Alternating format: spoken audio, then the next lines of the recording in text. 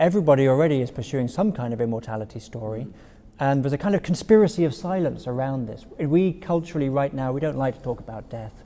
I think we need to talk about death because only by talking about our mortality can we understand the lives we're leading and why we're leading them, the way we're leading them, and also only then can we really appreciate the time that we have. Philosophy is actually a kind of practice of dying and death, because what philosophers try to do is to separate the soul from the body as much as possible. To separate the soul from the body is the same thing as learning how to die. Let us practice this separation. Let us unbind ourselves from our bodies and grow accustomed to dying. And yet, he's more myself than I am. Whatever our souls are made of, his and mine are the same. Christians had not thought all of these centuries that there was such a thing as souls to save. They would have had to find something different to do. And maybe what they would have found themselves doing is, for instance, taking some of Jesus' teachings about living in this world more seriously. The soul's distinct connection with immortality is best disclosed by danger, or quick calamity, as lightning on a landscape exhibits sheets of place, not yet suspected but for flash and bolts of suddenness.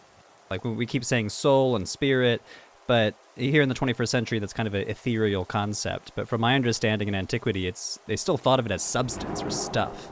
Yeah, that's right. Is that right? Yeah, so we do think of it, I don't know, we have fuzzy thoughts about it, actually. Most people never thought about it because they think that they think your body dies, your soul goes up to heaven, but you're going to recognize your grandmother. What are you going to recognize exactly? You know?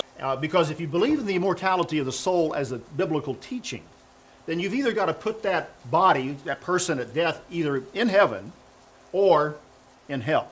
What's distinctive about Christian ways of looking at the soul and immortality, the sheer gratuitousness of salvation. And what man is, that he's not an immortal soul, but he is born with the possibility of living forever in the family of God as a resurrected spirit being.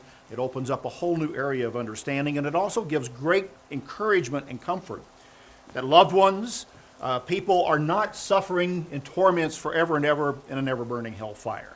Because I could not stop for death, he kindly stopped for me. The carriage held but just ourselves and immortality. I died for beauty, but was scarce, adjusted in the tomb, and one who died for truth was lain, in an adjoining room. He questioned softly why I failed. For beauty, I replied, and I for truth. The two are we brethren are, he said. And so, as kinmen met a night, we talked between the rooms until the moss had reached our lips and covered up our names. But the purpose of mummification was not to provide the body with a final physical form, a form for eternity, but to preserve it during the critical phases of afterlife. This is a form of sleep in which the dead are waiting for their daily resurrection. This resurrection happens every time the Creator, and this is in Egypt the sun god, Ra or Re, comes down into the netherworld, and he does it daily after sunset in the west, repeating his word of creation, which has the effect that all dead rise up from their sleep, draw off their mummy shape, which hinders their free motion, and assume a new body. He addresses them,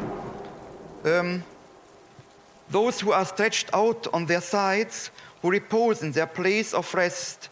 Take up your flesh, collect your bones for yourselves, join your members for yourselves, put together your members for yourselves.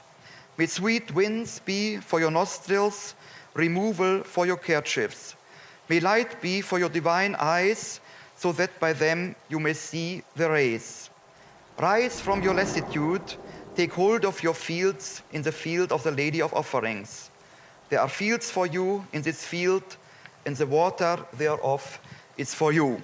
So that means the Christian soul is quite different from the Platonic or the Hindu or the Gnostic or the Cartesian or the New Age So soul. one way of putting it's it, more and I creaturely, it's more always implicated stress in the that life this of the is body, putting it in almost it's more nonsense dependent on language. God, it's more Maybe vulnerable. each of us is resurrected elsewhere, and else its journey when, will not at the be moment of our complete until deaths. we are raised And so body there and isn't soul any as a living timeline between unity my that death and my God designed us to resurrection. be.